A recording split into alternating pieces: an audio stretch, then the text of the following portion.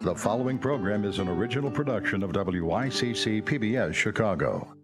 Tonight on In the Loop, justice delayed. Can Chicago reform its police department without guidance from the federal government? Regardless of their position on what they do or do not do, CPD and the city of Chicago, we're moving forward with our reform efforts regardless of where they stand. Outgunned. The gang ambush of Chicago cops with assault-style rifles marks a disturbing escalation of violence. Should Chicago police now carry high-powered weapons?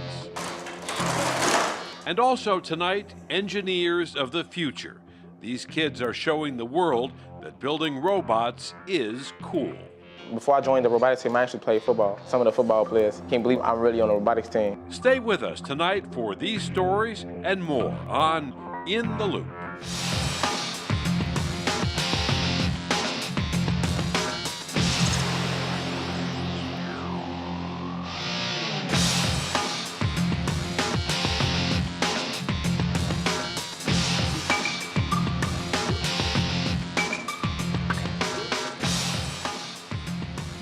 Good evening. I'm Chris Bury.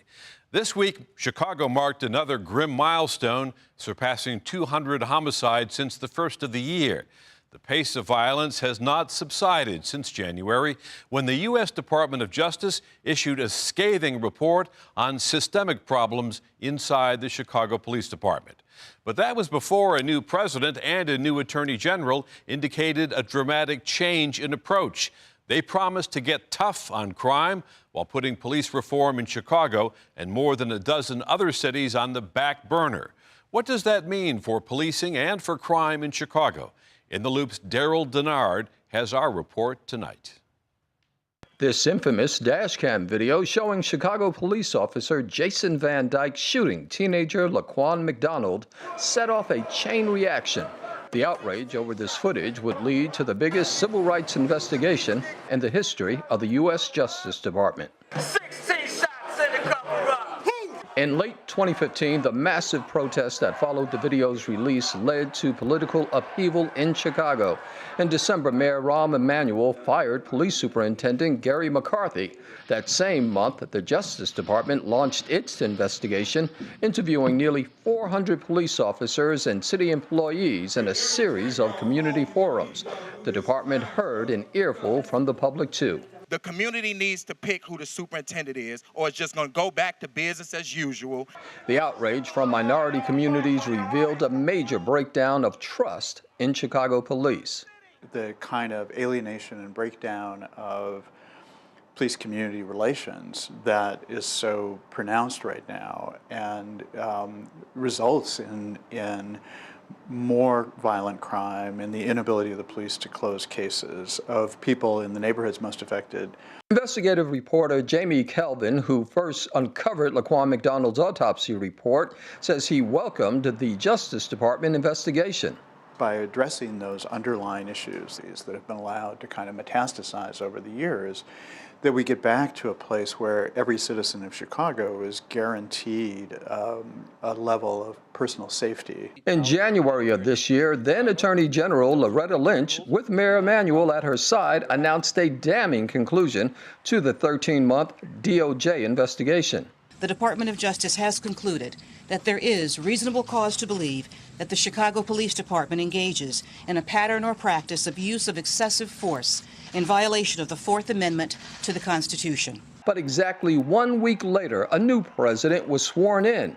During his campaign, Donald Trump had frequently cited Chicago as an example of American cities plagued by crime. In Chicago, more than 4,000 people were shot last year alone, and the murder rate so far this year has been even higher.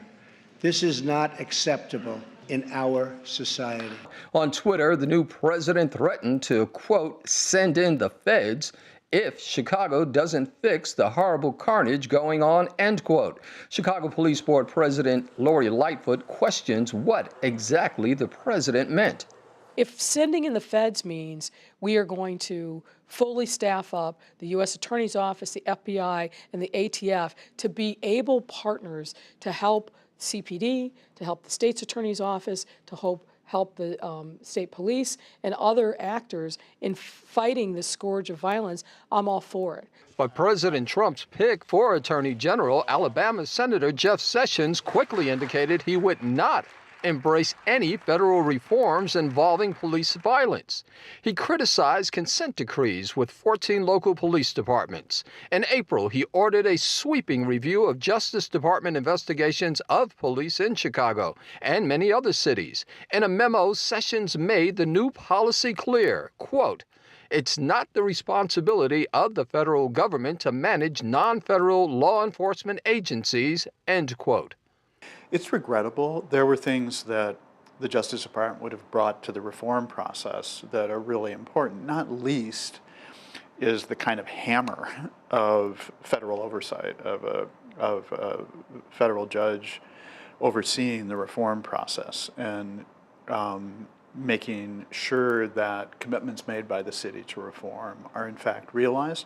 That's a significant loss. Despite the dramatic changes in Washington, Chicago Police Superintendent Eddie Johnson insists he will press ahead with reform. We don't control what the White House or the Department of Justice does in terms of the consent decree. But what I can tell you is this: regardless of their position on it, what they do or do not do, CPD and the city of Chicago, we're moving forward with our reform efforts regardless of where they stand. Those reforms announced in March include 5 major categories: improving manpower and supervision, more community policing, better officer training, revised guidance on use of force, and more transparency and accountability. But all that comes at a cost, and federal money for reform is now in jeopardy. There are tens of millions of dollars over time that are going to need to be spent on the police reforms that we're talking about, from training, from standing up an early intervention system, to re-engaging the public. Just as Chicago seeks to find its police reform bearings under the new Trump administration, it also has to contend with a police union which is negotiating a new contract and feels emboldened by a meeting and comments from Attorney General Sessions, where he has echoed the president's get tough anti-consent decree approach to fighting crime. We reached out to new FOP President Kevin Graham for comment, but he was unavailable. Despite changes in the union representing Chicago police and the anti-police reform rhetoric from the Trump administration, the head of Chicago's police board says cops on the beat must be part of the process. They will recognize that they need to be a partner in reforms, and that reform extends to some of the provisions within the FOP contract and the supervisors' contracts that are problematic. But reform has to happen. We can't take steps back. For In the Loop, I'm Daryl Denard reporting. And now the new Attorney General is threatening to withhold federal law enforcement grants to Chicago because of its status as a sanctuary city. That designation prevents Chicago police from acting as deputies of federal immigration authorities.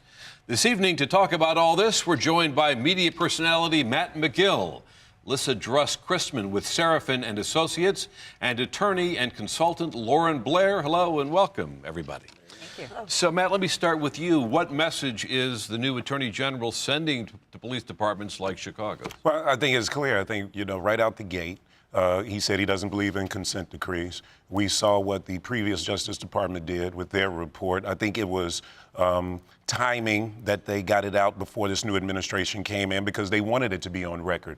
They wanted the city of Chicago and the citizens to know that this is on record, things that we have suspected and knew for years that were going on here in the city of Chicago. The police officers were not being punished for their actions. That was very clear. The report detailed it, outlined it. The new Attorney General came in right away. In fact, when he was confirmed, I don't think any Chicagoans after that point had any faith that this Attorney General would be aggressive in pursuing police reforms, not only in Chicago, but in any other major city as well. So is that the message, that the new administration doesn't really care about police reform? Of course they care about police reform, but the Department of Justice has a collaborative reform initiative also. And there are a lot of police departments across the country that take advantage of it. Baltimore was one of them. Commissioner Batts went to the Department of Justice and said, please help us.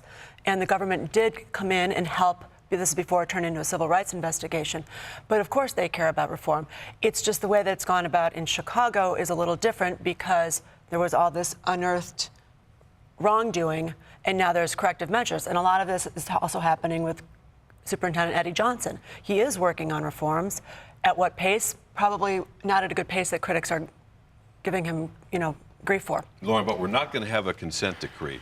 And when this investigation came out, that's the path that Chicago was headed on. And as we heard in the Senate piece, the consent decree provides a kind of hammer of a federal judge saying, look, you've got to do this or else. That hammer is now gone. Absolutely. I mean, I feel like Jeff Sessions is abdicating the responsibility of the Department of Justice to ensure that justice is in place in law enforcement. The report did say that we need two things. Without the consent decree, a legal agreement between the Department of Justice and the City of Chicago, and independent court monitoring, then the Chicago reform efforts will likely not occur.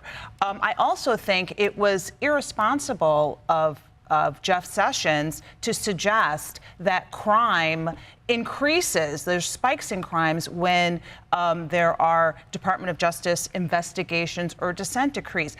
Report after report shows that police misconduct, lack of accountability, community mistrust are significant contributing factors to spikes in crime. And in fact, in virtually every city that has implemented consent decrees, we have seen shootings go down, killings go down. We have seen money judgments against cities go down. We have seen morale in police departments go up and morale in communities go up. So I absolutely think that by pulling back this proclamation that the Department of Justice is pulling back is absolutely going to impact Chicago's ability to create reform, despite Mayor Emanuel and Superintendent Johnson's best intentions. What about that point, Matt? I mean, we heard from Eddie Johnson, the police superintendent, who says, and Mayor Emanuel has said this as well, that no, despite what happened in Washington, we're going ahead. So, look, the ball's in the city's court right now. There's no question about it. And I think, as the report pointed out, a lot of focus should be on the Fraternal Order of Police. They have a new president, which a lot of people are concerned about the direction he wants to go in, and a new FOP contract, which I'm sure all the aldermen are going to be putting their 2 cents now, because all of this attention is on the previous FOP contract.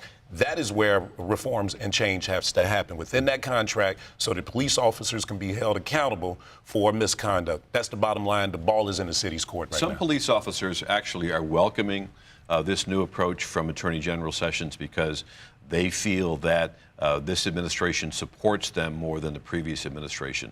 So what about that?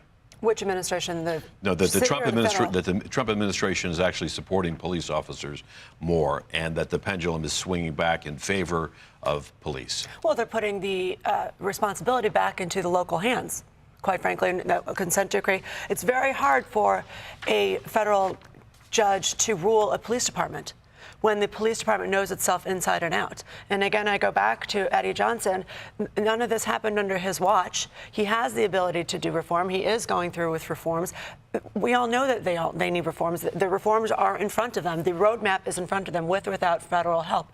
But when you know yourself inside and out, that's where real reform is going to take place. Lauren, you don't have faith that the police department can do this? I mean, do you think it's a case of the fox guarding the hen house? You took the words right out of my mouth. And I do want to applaud the mayor, the police superintendent. They've done a couple of key things, right? They've appointed a new public safety inspector general, Laura Cooner. Congratulations for that. We do know that in September of this year, there will be a replacement of the former investigative internal affairs kind of type agency, and it'll be rehauled. So I want to commend that. But I've seen that there's already been some backsliding, I'll say, with the city in terms of their policies on excessive use of force and release of video surveillance footage. So I think we need to keep our eyes on the city, give them, believe that they have the best intentions, but without that court, without the teeth of the Department of Justice backing it up. You're concerned. I'm concerned. In the meantime,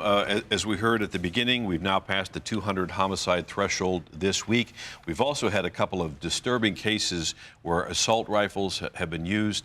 They've been used against police officers in the last couple of weeks. We saw a horrible shooting over the weekend. 10 people were shot by by rifles in the same neighborhood on the southwest side. Some aldermen want Chicago police to basically arm up to face this threat. And Matt, what do you think? Well, so those aldermen, I think, two of them at least are former police officers, and so I know where their feelings are coming from. A couple of things. I think if we talk about these assault weapons that are coming into Chicago, there has to be some responsibility on ATF. How are these weapons getting in? What role does the federal government have and ATF have in trying to track these weapons and how they're getting into the hands of teenagers? Because that's the bottom line. Two, let's keep in mind the Chicago Police Department is the biggest gang in Chicago. I'm sure they have a cache of weapons and they could man up against these young. The problem is they're not certified, and they actually have to be trained on this. That's the number one thing. When Superintendent Terry Hillard was the tail end of his administration, he authorized the purchase of 15 or 16 Benelli shotguns, 4 or 5 rifles for each area. And at the time, there were 6 areas. Jody Weiss came in and added to that. Those weapons are there. The orders are there. The training is not there. And you cannot bring a knife to a gunfight. These officers are facing weapons that they do not have. Well, if I could just meet your analogy with another analogy. I mean, I do understand there's this fight fire with fire mentality, but I'd like to fight fire with an extinguisher. And to me, I think the extinguisher in this case is more effective gun control laws. I mean, the overwhelming majority of Americans still support better gun control laws, even though they may not support bans on handguns or even assault weapons. But I do think that there's evidence. There was a temporary federal ban of assault weapons from 1994 to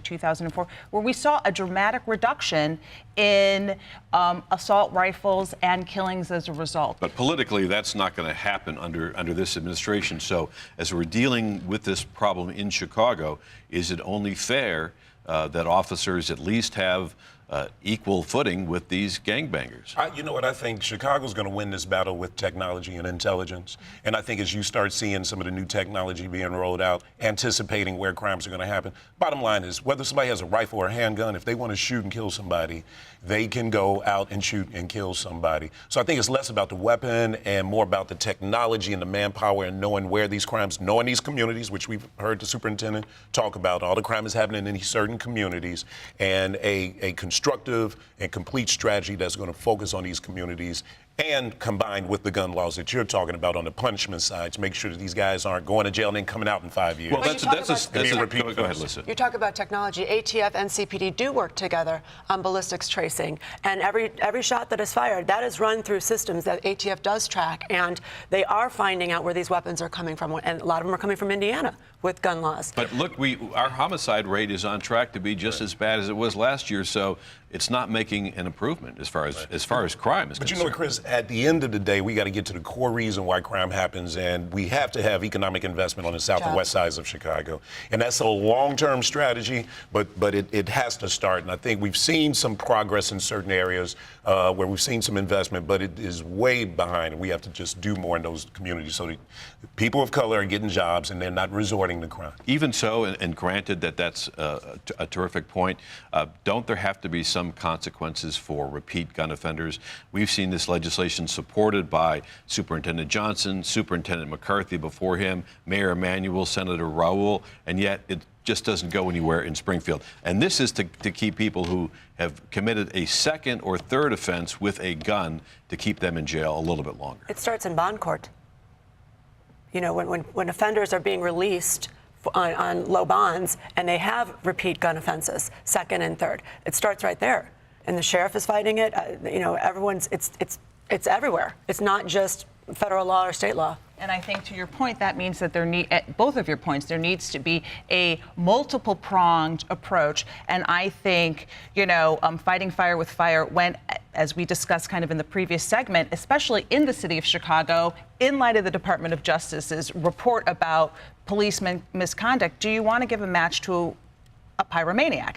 And, you know, again, I have the utmost respect for Chicago Police Department. There are a lot of amazing men and women who are doing amazing jobs. But I am not convinced that putting more certification, training more police officers on the street with assault rifles will do the trick. I think it might end up in more fatalities that were not supposed to happen. Innocent people dying. And we didn't even talk about the cost of certification. We need to travel down to Springfield just for a moment. It looks like there's more talk of a deal, but we've been hearing this now for a couple of years. We heard from Governor Rauner this week that there are a lot more tourism dollars coming into the state coffers, which is a good thing, but the state is still broke. And here in Chicago, the mayor and the governor are arguing over the Thompson Center. Should we sell the Thompson Center? And the mayor says, hold on, there's an L station there. I want the money for that. Is that a symbol of the kind of dysfunction of Chicago and Illinois? I think, look, you're looking at two giant personalities that are facing re-election in two giant races, right? And right now, these guys have to win headlines. This is about winning a PR battle, whether it's a big deal like the sale of the Thompson Center or what they talk about all the time, funding Chicago public schools and getting a budget done down in Springfield. The mayor and the governor are going to be in battle over these issues and try to win who got the best deal for their base. And so I think this conversation, look, the sale of the building, would it help? I'm sure, but we need so much more money in this state in order to turn the state around fiscally. I think there's a lot more work needs to be done. Starting off with getting a budget, that would help. Listen, what about the Thompson Center? $200 million is not going to move the deficit needle very much. But if it's there and it's available, why not? It's a beautiful building, but the inside is a colossal waste of space. And the amount of energy that gets, it's a piece of property right now. And everyone has to sharpen their pencils a little bit more and look at every option. Lauren, I know that you love that building. I do. I'm coming from a preservationist perspective, which might be a little bit different. But why not? Because it's not just a building. It's a piece of architecture. It's a piece of beloved, treasured architecture. And, you don't miss it until it's gone. I also think there's another saying in the preservation world, and that is great architecture has only two natural enemies, water and stupid men. So I understand that there may be a lot of reasons why the mayor and the governor may both agree that the sale should happen, and not just the sale, but the sale and the demolition to build something new, whether they agree on the terms. But I just think it's sad. That happened to the old Chicago Federal Building, which was a beautiful Beaux-Arts building that has been replaced by Mies van der Rohe's Kaczynski Federal Building. The state is billions and billions of dollars in the hole, the worst credit rating to Lissa's point, in America. Is it a drop in the bucket? I think follow the money. Try to figure out who the developers are that want that land, and then find out who they are politically connected to, and that might tell the story on this at the end of the day. But also not just the sale of the building, it also could produce new tax revenues. And where will those go? Well, they're supposed to go to the public schools under one plan, which could be a significant help to the Chicago public school budget. Yeah, but is this a one-time fix as opposed to a long-time strategy to fund public schools? And I think some of the criticism on the sale of the building is that, this one-time fix is not going to solve the budget problems of the state. And we really need to be focusing on these long-term strategies that really are going to get this state out of the hole it's in. We just have a few seconds left. We have a new portrait from former Governor Quinn, now hanging in the Hall of Governors. Quick 10-second art critique on this portrait. Let's just go down the line in the lightning round here, Lauren. Oh, I think it's one of the first that has people of color in it, so I'm a big fan and supporter of it. Okay, Linda. I was actually in Springfield Lissa, for the. sorry. That's okay. I was in Springfield for the unveiling, and the amount of people that were there was fantastic for the governor. It was very interesting. Typical Pat Quinn. He wore the same tie that he had on in the portrait. A few seconds left, Matt. Looks great. Photo looks great, and Governor Quinn deserves a lot of credit for taking over during a difficult transition period. There's an awful lot going on in that photo, though. A lot 44 images. 44 different images. But it's interactive, so you can find more online. Thanks to our guests, Matt McGill, Lissa, Druss, Christman, and Lauren Blair. For many Chicago schools, getting students interested in math and science, let alone engineering, is a big challenge. But when those students get a chance to build their own robots, well, that is another story. Surrounded by underfunded schools in the Bronzeville neighborhood, students at Perspective's IIT Math and Science Academy on Chicago's South Side are given the opportunity to build their futures by building robots. David Wells was reluctant to attend a science and technology high school as he envisioned his future filled with paintbrushes and sketchbooks, not electronics and equations. I wasn't very happy coming here. I thought, high school was going to be horrible. When I came into school and I saw that they had robotics, I might as well go for it. And it actually turned out to me enjoying it and want to do that for the rest of my life. Coach and robotics teacher Bill Yadrin, a former biomedical engineer in the U.S. Army, encourages his students to think critically. The hardest part is getting the students to see that there is not this A, B, C, D multiple choice answer in engineering. There's multiple ways to go about solving the problem. Why should be shooter? In the field of engineering, David and his classmates are shattering stereotypes. They always say that men do all the electrical work, but I feel like whatever we put our mind to, we can pretty much do it all on our own.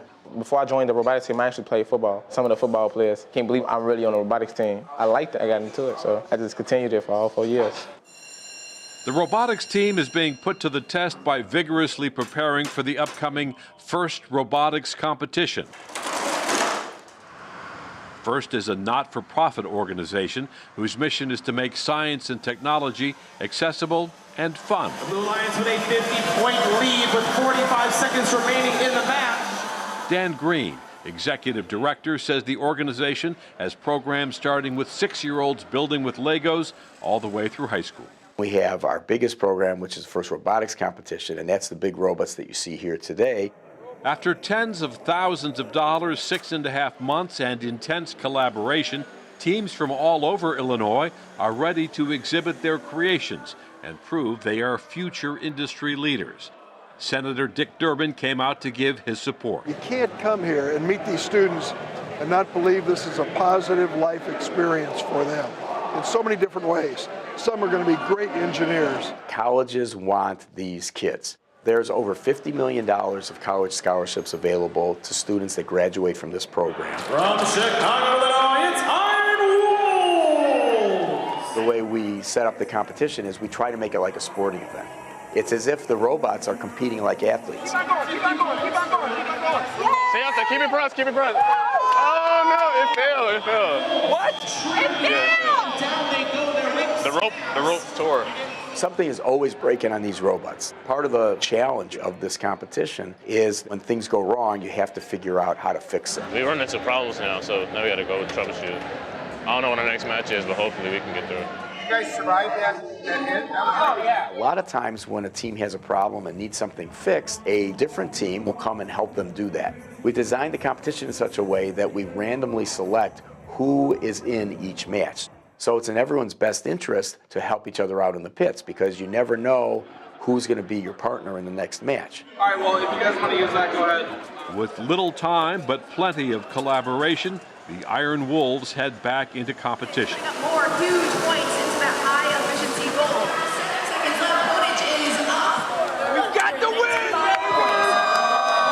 got that hanging, we got that hanging. I think the biggest thing that stands out about our team is that we don't fall short when push comes to shove. I think there's no limitations. Your brain is your only limitation. Great story. That wraps up tonight's program. You're now in the loop. To see more about those students, log onto our website, WYCC.org, and connect to In the Loop. Until next week, I'm Chris Bury. Have a good night.